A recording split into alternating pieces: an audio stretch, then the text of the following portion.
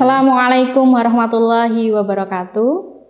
Pertama-tama marilah kita panjatkan puji syukur kehadirat Allah Subhanahu wa taala yang telah memberikan kita nikmat sehat dan sempat sehingga kita dapat bertemu walaupun secara daring. Sholawat serta salam semoga tetap tercurahkan kepada junjungan kita Nabi besar Muhammad SAW yang kita nantikan syafaatnya di yaumul akhir kelak. Sebelumnya saya mengucapkan selamat untuk anak-anakku yang sekarang naik ke kelas 9. Dan seperti kita tahu bahwa pandemi COVID-19 ini masih belum berakhir, sehingga kita harus melaksanakan PJJ atau pembelajaran jarak jauh. Untuk kelas 9A sampai dengan E nanti diampu oleh saya. Nah, untuk materi dalam satu semester kita ada 6 chapter atau 6 bab. Yang pertama ada dialog terkait congratulation atau ucapan selamat dan wish or hope atau ucapan harapan. Untuk yang kedua kita ada suggestion atau saran.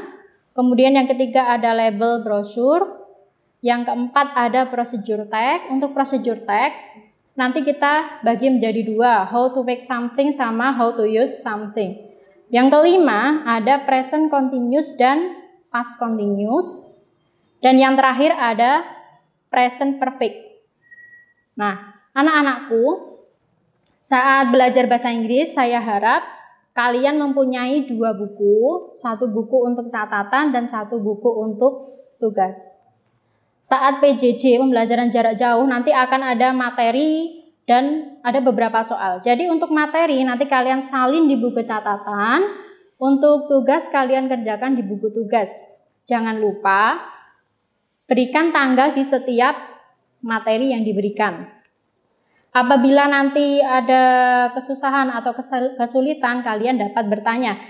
Tidak perlu takut, tidak perlu ragu. Kalian harus bertanya. Kemudian untuk KKM Bahasa Inggris kelas 9 75, kalian dikatakan tuntas apabila nilai kalian 75 atau lebih. Apabila nilai kalian kurang dari 75, maka akan diadakan remedi. Dan apabila nilai kalian sudah melebihi 75, akan diadakan pengayaan. Walaupun sekarang kita masih PJJ pembelajaran jarak jauh, saya berharap anak-anak tetap aktif belajar dan bersemangat. Saya tahu pasti kalian ingin segera bersekolah, bertemu dengan teman, belajar bertatap muka. Maka dari itu, mari kita ikuti anjuran pemerintah untuk tetap di rumah. Dan apabila memang harus keluar rumah, maka ikuti protokol. Misalnya kalian harus memakai masker, social distancing, kemudian cuci tangan sesering mungkin. Dan yang paling penting, jaga imunitas kalian dengan cara makan makanan yang sehat dan tetap berolahraga. Demikian yang dapat saya sampaikan, kurang lebihnya mohon maaf. Wassalamualaikum warahmatullahi wabarakatuh.